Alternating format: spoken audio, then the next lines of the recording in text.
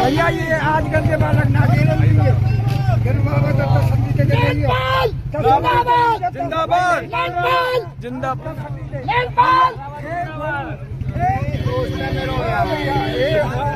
बढ़िया बढ़िया आना चाहिए भैया बहुत बढ़िया जोरदार भाई नैनपाल रावत जिंदाबाद नैनपाल रावत जिंदाबाद भाई नैनपाल रावत तेजस्वी विधायक भाई नैनपाल रावत जी आपके बीच में जोरदार शपथ लेते हैं कि भारत को 2047 तक आत्मनिर्भर और विकसित राष्ट्र बनाने के सपने को साकार करेंगे। हम गुलामी की मानसिकता को जड़ से उखाड़ फेंकेंगे। देश की समृद्ध विरासत पर गर्व करेंगे। हम भारत की एकता को सुदृढ़ करेंगे और देश की रक्षा करने वालों का सम्मान करेंगे। हम नागरिक होने का अपना पूरा कर्तव्य निभाएंगे। धन्यवाद। जय हिंद, जय भारत। कृष्ण कुमार की फर्स्ट पोजीशन आई है। उसके बाद Sanjana daughter of Shri Krishna Kumar 10th class की है, सेकंड पोजीशन।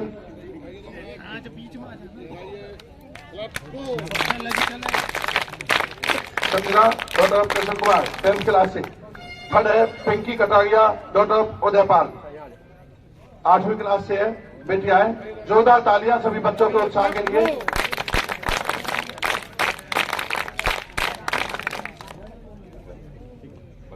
पेन कहाँ से? पेन ना गुरु जी, इन्हें दो बिटिया को पेन ना हो तो पेन दे दो। मैं तुम तो डिपार्टमेंट से तुम तो जोरदार तालियां सभी बच्चों के लिए।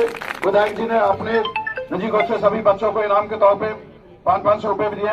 विधायक जी इसी कड़ी में प्रधानमंत्री उज्ज्वला योजना के तहत रेणु शर्मा जी है, जिनको उज्ज्वला योजना के तहत सुराग दिया जा रहा है। रेणु शर्मा जी। हम लोग मौजूद हैं मानकोल गांव के अंदर, जहां पर विकसित भारत संकल्प यात्रा का कैडर चल रहा है। एक तरीके से लोगों की जन समस्याएं सुनी जा रही हैं। विधायक नैनपाल रावत जी पहुंचे हैं, एसएमओ साहब हमारे साथ मौजूद हैं, लोग मौजूद हैं जिनकी समस्याओं का समाधान हुआ। एक बार जानेंगे कि क्या उनकी समस्या है। क्या नाम है आपका? आपको किस सुविधा का लाभ मिला? सुविधा तो ना दवाई चल रही है। आयुष्मान जो कार्ड बनाए उससे क्या लाभ मिला है? अस्पताल में उपचार हुआ है आपका? कार्ड मिला है, करवाया बच्चे को बनना। सरकारी हॉस्पिटल में कराया, प्राइवेट में कराया? फ्री में आपका इलाज हुआ है सरकार की तरफ से। क्या कहना चाहोगे सरकार को? हमने चाहा कि जब हमारा आदमी ठीक रह जावे। और सरकार कितना अच्छा काम कर रही है, बहुत अच्छा ही कर रही है।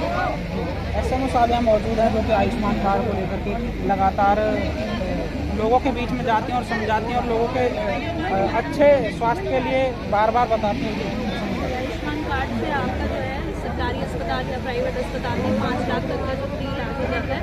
इस गाँव में 8 या 9 लोग हैं जिनकी लिस्ट हमारे पास है। उन्होंने प्राइवेट हॉस्पिटल में पलवल में जो है इस योजना के तहत लाभ उठाया है। और जो यहाँ पेंडिंग कार्ड बचे हुए हैं वो आज इस यात्रा में उन्हें हम कोशिश कर रहे हैं कि हम आज विधायक नैनपाल रावत पहुंचे हैं आपके गांव में और विकसित भारत संकल्प यात्रा को लेकर के, रथ को लेकर के आपके गांव में पहुंचे हैं।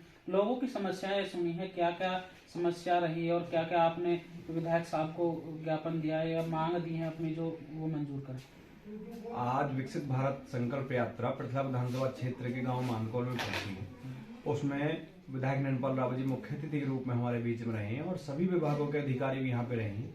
आज जो भी, चाहे वो बीपीएल राशन कार्ड की कोई समस्या हो, चाहे फैमिली आईडी की कोई समस्या हो, चाहे लोगों की किसी गली की, नाली की, पानी निकासी की कोई समस्या हो, उन सभी समस्याओं के बारे में विधायक जी को और संबंधित विभाग को अवगत करा दिया गया है। मुख्य तौर पे उन समस्याओं का जल्द से जल्द समाधान होगा। मुख्य तौर पे हमारे गांव में एक आवारा पशुओं की एक बहुत भारी समस्या है, जिससे किसानों को जो फसल बर्बाद हो रही है। दूसरा, हमारे गांव के जो कच्चे रास्ते हैं जो खेतों तक जाते हैं, वो भी एक बड़ा जो समस्या है, उसका भी निदान हम जल्द से जल्द विधायक जी के माध्यम से, सरकार के माध्यम से कराएंगे। और एक हमारे गांव की सड़कें हैं जो उबड़ खाबड़ और नालियों की जो समस्या है वो भी बनी हुई है, क्योंकि पिछले दिनों में पब्लिक हेल्थ की पाइपलाइन की वजह से सारी सड़कें उबड़ खाबड़ हो गई हैं। तो जैसे सरकार हमें अभी ग्रांट मंजूर करके पैसा हमारे पास देगी, तुरंत हम सड़कों का काम और नालियों का काम शुरुआत कर देंगे, और जो मुख्य तौर पे जनहित से जुड़ी हुई जो समस्या है उनका जल्द से जल्द समाधान करने का प्रयास करेंगे। क्या क्या समस्या लोगों की आपको देखने को मिल रहे हैं गांव के अंदर, उनका आज समाधान भी हो पाए? मुख्य तौर पे तो गांवों की कॉमन समस्याएं हैं, जैसे फैमिली आईडी में किसी की जो है आय है वो ज्यादा दर्शाई हुई है, किसी की कम है, बुढ़ापा पेंशन नहीं मिल रही है, राशन नहीं मिल रहा है, जल की जो कनेक्शन है, पानी के जो सप्लाई के हैं वो अगर अभी कहीं नहीं हुए हैं, कहीं हो गए हैं तो पूरी रूप से उनकी जो सप्लाई नहीं पहुंच पा रही है। तो ये मुख्य कॉमन सबकी समस्या है। तो जल्द से जल्द संबंधित विभाग के साथ बैठक करके भी हम इनका जो निवारण करेंगे, और जो जनता है उनकी जो समस्या है उनका पूर्ण रूप से समाधान करेंगे। 1 साल का कार्यकाल सरपंचों का हो चुका है, कितने लाख रुपए का काम आप गाँव के अंदर?